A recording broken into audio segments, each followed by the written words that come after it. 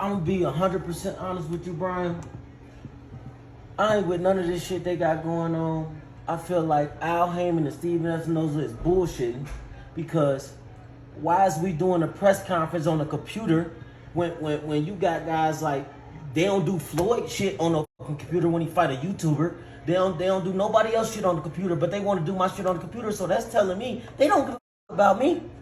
So when you say fuck me, it's fuck y'all. And at the end of the day, that's what I really just came here to let y'all know. I see anybody can see it. Y'all at this point y'all bullshitting. Y'all's been supposed to make this fight.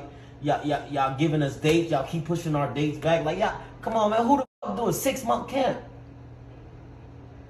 Y'all tripping. So what I'm gonna do, Brian, I'm gonna talk to you at 11 on Thursday. So what I'm gonna do is tell Omar, keep training your ass off. I'm training my ass off too. Let's go in there and put on a great performance. But I'm gonna get the fuck on up out of here and go back to sleep, y'all. Hey Brian, I'll see you on Thursday, all right? My boy. Hey, sure.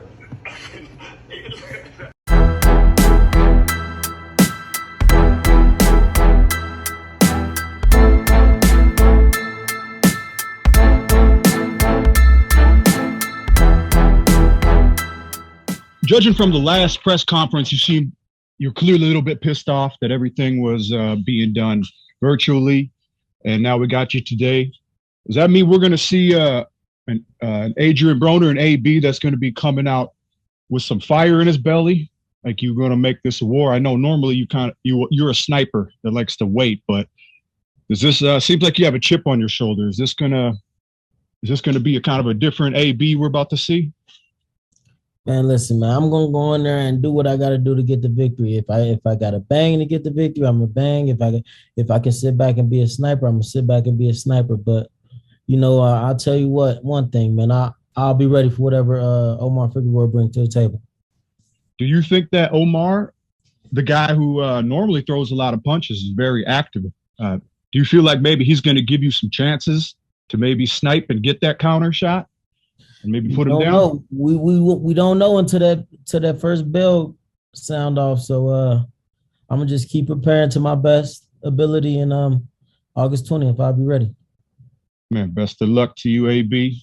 We'll be looking forward to it and seeing you back in the bill and back to where you belong in the public eye in the boxing. I appreciate you. All right. Thanks, Todd. We'll take our next question from James Conlon.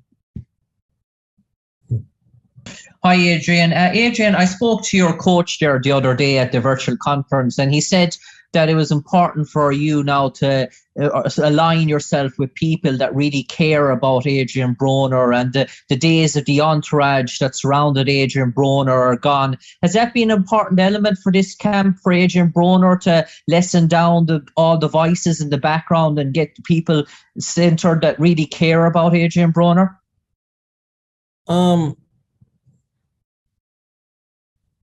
The most part of this camp is just getting the best shape I can, and just become back myself. And that's my main focus. All of the outside stuff, I don't bring that into the ring.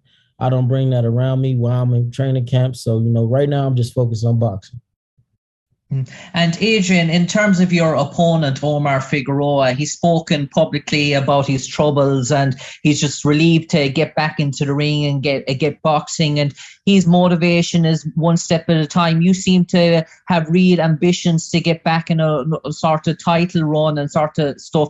So is he really going in there with sort of less pressure? Is the weight of expectation more on your shoulders? I mean,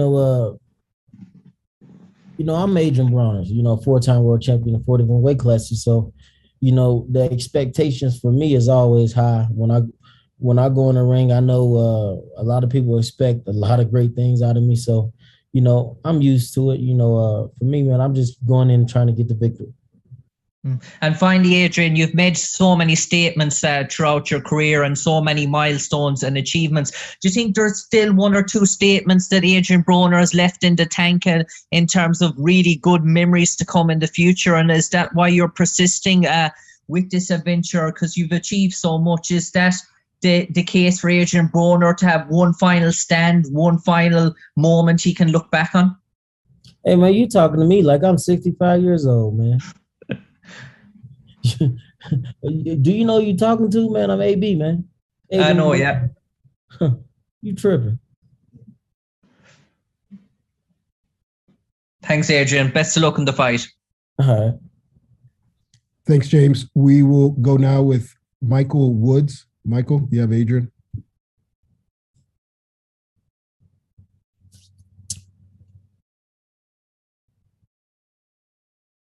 Jumping in on what the last guy asked, AB, I am curious. Do you have an idea in your mind how much longer you want to do this? No, you're not old, but you've been doing it a long time, and sometimes this sport politically and all this stuff can be aggravating. Do you know how much longer you're going to fight? Man, look, man. This what I'm gonna tell you to do. You bring your ass out here and try to go around with me, and see if I got some more in the tank.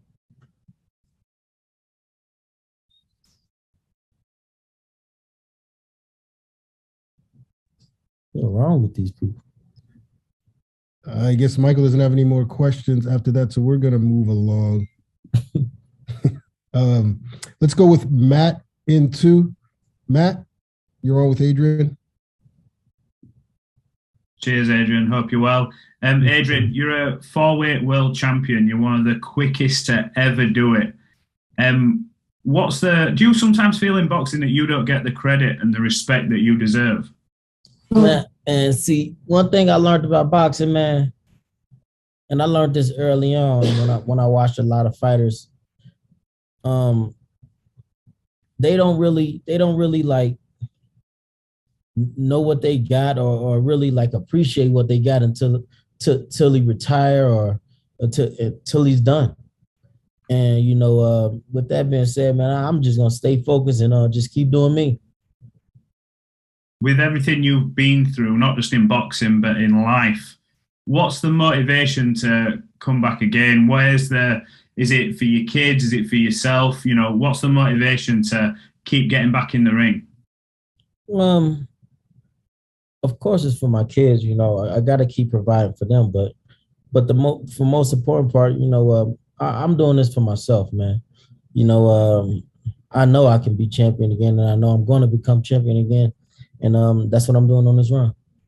And finally, for me, Adrien, you've done a lot of good stuff in the sport of boxing. It doesn't always get talked about. You've brought along people like, obviously, your big brother, Rashid Warren, people like Robert Easter Jr., and many more. Do you think sometimes that side of you gets overlooked when we talk about Adrien Broner and boxing? Man, like I said before, man, they don't really appreciate you until you're done. So, I know I'm far from being finished. I know my name will always be big in this boxing game. And I'm just here to just go on this run and become the best Adrien Broner I could be.